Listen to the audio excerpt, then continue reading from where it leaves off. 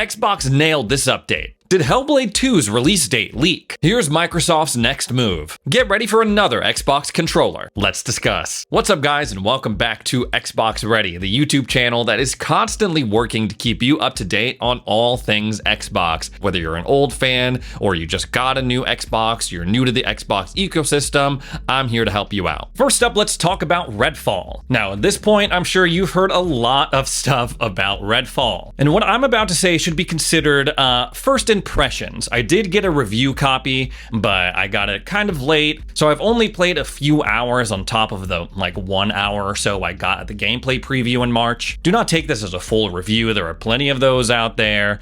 People just chomping at the bit waiting to dunk on this game. Now let me start off by saying that the concept of Redfall is interesting to me. Like, if you gave me the elevator pitch for this game, you are trapped on an island that is overrun by a vampire menace. You can't escape by sea because they've lifted the tides with a demonic power. You can't escape by air because they shoot down any aircraft that come onto the island, and they've blocked out the sun. The only way you're escaping is by fighting back and beating the vampire menace. And in the meantime, you are gonna see the real effects that this vampire occupation has had on this town, on people like you and me. I'd be like, hell yeah, that sounds kind of dope, but there are some things in the execution of this game that I feel like detract from that core premise. First of all, the performance of this game, this has been talked about non-stop. As you have probably heard at this point, on the Xbox Series X, 30 FPS is the max that you're gonna get out of this game. I didn't experience 60 frames until 2021, until this generation. So I was like, you know what, I'm gonna give it a try. But I don't know if I'm just getting used to a higher frame rate lately, or if the game was just not optimized very well, but the 30 FPS,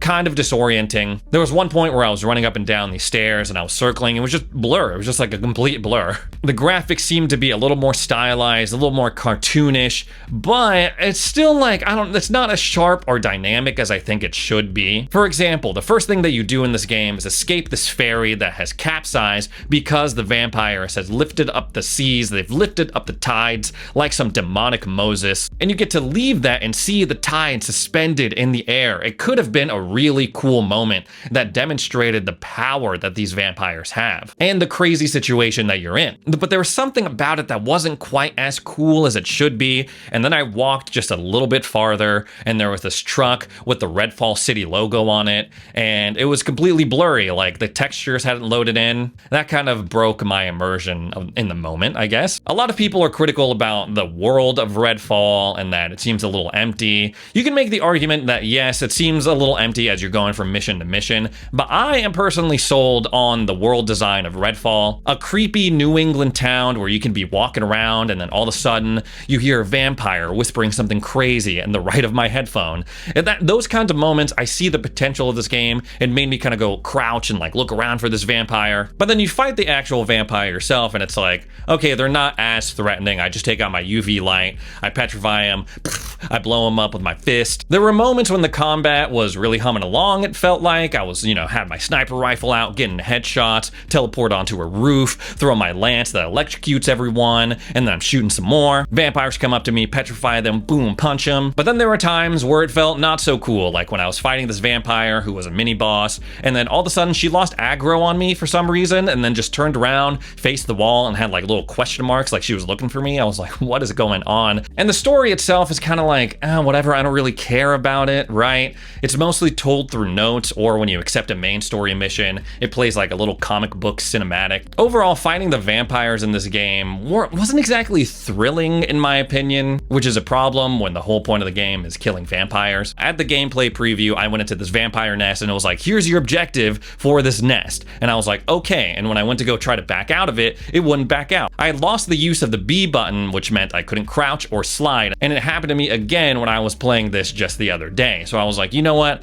I'm gonna put this down because it's just the bugs and the performance stuff. It makes it hard to evaluate this game. But even so, a lot of people are saying, oh, if the performance issues weren't there, this game would still be trash. I'm not sure if I'm to the point where I'm like, this game is that trash, but I'm kind of in the point where I'm like, this game does a lot of things fine, it does a lot of things okay, but nothing particularly great. I'm not counting it out just yet, because as we've seen over the years, sometimes these games launch and people are like, boo, this game sucks. No Man's Sky, Elder Scrolls Online, Sea of Thieves. But over the years, it's like, okay, they build themselves up and they have a pretty decent fan base. But by all means, these are just my first impressions. I know a lot of these reviewers, a lot of these creators, these influencers, they have a lot of sway over whether or not someone plays a game and their opinion on the game. I encourage you to try it out for yourself and form your own opinion. Xbox is coming out with another controller, and no, it is not the Elite Series 3. It is another collaboration with OPI, a nail polish company, I believe, and they're teaming up to put out this new Summer Vibes controller. It is not anything truly special, I guess, but I do like the overall color scheme and design. Although, if I'm being completely honest with you, you could probably achieve something similar to this in the Xbox Design Lab already. This is the second time that Xbox is collaborating with OPI. Last year,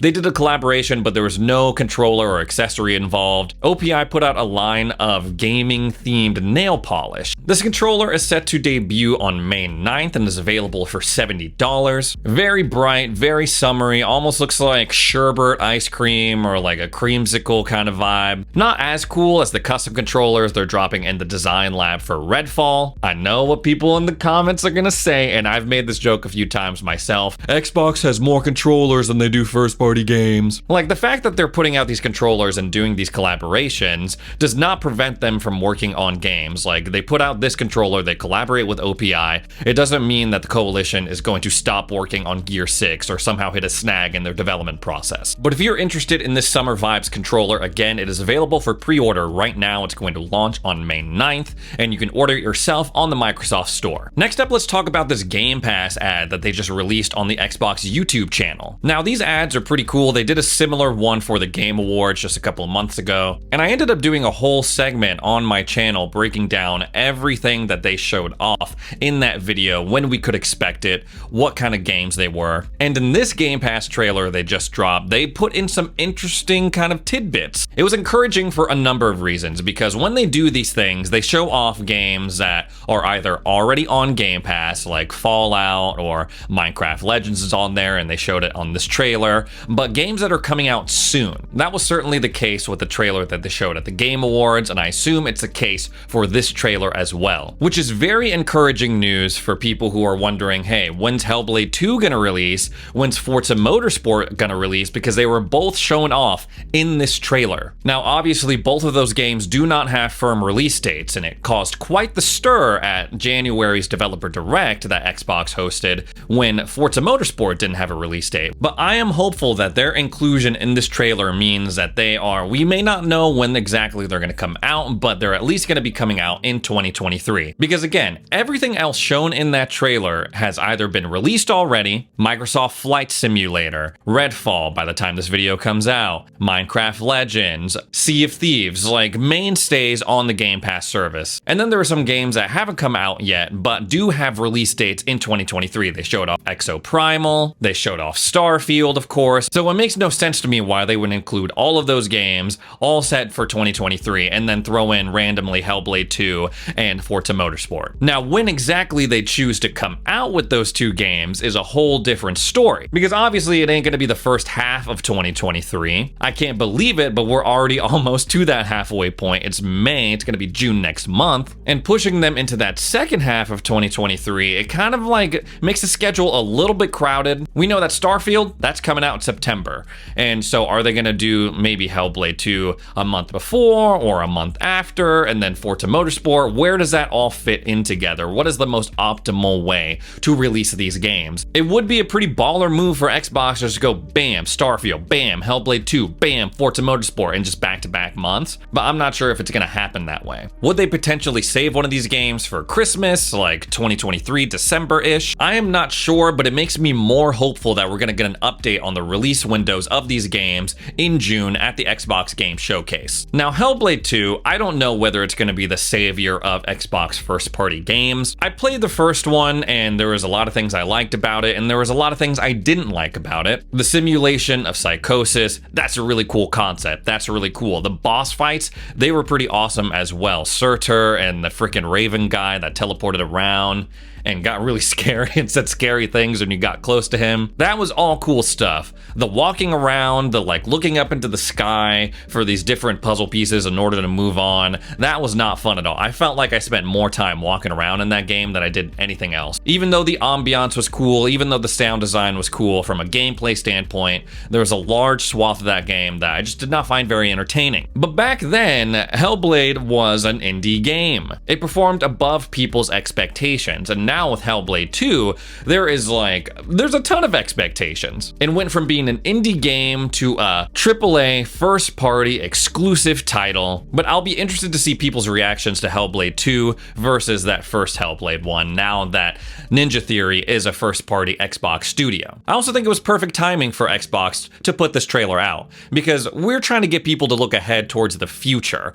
and right now I know a lot of the discourse about Xbox has been, oh, Activision Blizzard, it's been blocked in the UK, what's going on with that, what is the future of Xbox, what's Xbox's next move? And Xbox's next move, at least to me, is like the old move, right? They were working on stuff before the acquisition, they have first-party stuff coming, and may not be for everyone, not every game is going to be for everyone, not every game is going to be like a revolutionary hit, but it's coming, and Xbox needs to focus on hyping up people on the future of Xbox and Game Pass, of course. Now, since the news of the UK, the CMA blocking this deal, there's been a lot of internet lawyers, a lot of internet experts throwing their 2 cents into the ring. It's like most of the people out there discussing this on Twitter, other social media, and things like that are just relaying information that they heard from someone else. And I'm not going to come on here and pretend to be some sort of expert like I know definitively what is going to happen. There are people saying that yes, there's still a chance that this deal could go through because Microsoft can appeal this decision by the CMA. But the fact of the matter is that it's very slim odds. In a weird twist, Microsoft is like the underdog here, because something like 70% of deals that make it to the stage 2, the same stage that Activision Blizzard is in right now, get broken up or modified in some way. And what Xbox has to do as a reminder is prove that the CMA acted irrationally. So all of these arguments that are being thrown around on Twitter, on social media, not going to mean anything in the United Kingdom. They got to prove that they were acting sus, acting crazy, acting irrational. The one thing that I saw that sort of interested me, stood out to me, was that Xbox could find a way to prove that the CMA never wanted this deal to go through, and if that was the case, that would be irrational, right? Like, they're not looking at the evidence, so they're not really taking into consideration the market and the effect this deal would have on the video game industry. They were just like, nope, I don't want to do it, and I'll find any excuse to block this deal. The behavior sort of fits, I guess, if you look at it like that, because at first they were so obsessed and locked in on Call of Duty, and then when they found out, oh, they're not planning on keeping Call of Duty exclusive to Xbox, they walked it back and they said, okay, this wouldn't be anti-competitive, but they left the door open a little bit because, oh, we still have concerns about cloud gaming. And then they did a whole 180 and they said, because of cloud gaming, we cannot approve this deal. So was the inclusion of cloud gaming just an excuse, just a backdoor option for the CMA to block this deal? Again, this is just stuff I've heard, this is just stuff I've seen, I've observed from myself. I can't say for sure that is the case. And would Microsoft be able to prove that in court in order to win this appeal? I'm not sure. No matter what happens, the truth, guys, is that this process just became a whole lot messier. There was like a 2-week period on this channel where I did not talk about the Activision Blizzard deal at all, and that was awesome. I was just talking about things that were exciting to me, things that Xbox was doing. I'm probably gonna go back to that. Next up, let's move on to some good news. Again, things that excite me, things that get me going. The Xbox Wire just posted an update regarding the new dashboard that we're supposed to be getting on Xbox consoles in 2023. They shared a screenshot of the new dashboard that's being tested out in the insider rings right now. And I gotta say, guys, it is a major improvement. It is a great step, at least in the right direction. Up until now, everything that we've been seeing about this new dashboard has been almost the opposite of what a lot of people wanted. It was a lot of clutter. It was a lot of talk of, oh, the dashboard is basically one big ad for Xbox Game Pass. And all of this was coming out after I made a whole video designing my perfect Xbox dashboard, and I was just like, oh my god, no, more tiles, more clutter, more ads. We don't want any of this. And then we got really great news just the other day. Xbox came out and they were like, okay guys, I'm joking.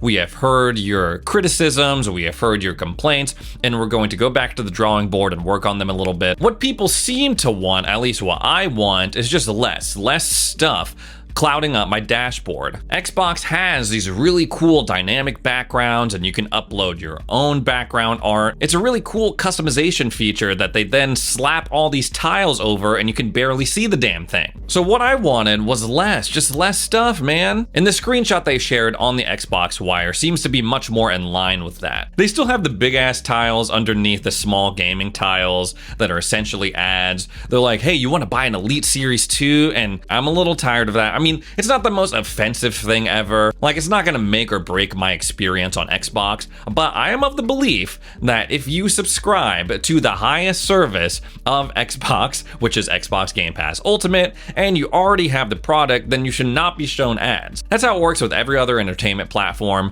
For example, Hulu, you can have a cheaper version that has ads, or you can pay for a more expensive version that eliminates ads. And for me personally, it's like, guys, I've already got an Xbox Series X. I bought the Xbox Series S. I'm subscribed to Xbox Game Pass Ultimate. Cut me a break on the ads for like 2 seconds. You'll also notice in the screenshot that at the top, there is essentially like a smaller version of the Xbox guide. And that's something that they cover in point number 1 on the Xbox Wire. They said they provide easy navigation to your library, the Microsoft Store, Xbox Game Pass, search, and settings at the very top of your home by introducing a new quick access menu. Then they talk about how they simplified the layout so you can see more of your background. And then the third point is that they added a responsive game art feature to update the default background and show off the beautiful art associated with each tile when you hover over the tiles. Now that's kind of an extension of something that they already have going on right now. You can toggle it on and off, but if you hover over the game tile that is like in your most recent game tile, the bigger one, then it'll show up with that game's art. But if you scroll to the other ones, it's like, whatever. It just gives you the default background that you already had. Overall, I am pleased with this preview of the dashboard. Like I said before, previous to all of this, it seemed like they were adding things I wouldn't like. And for the first time in a while, I'm feeling good. I'm feeling positive about the change coming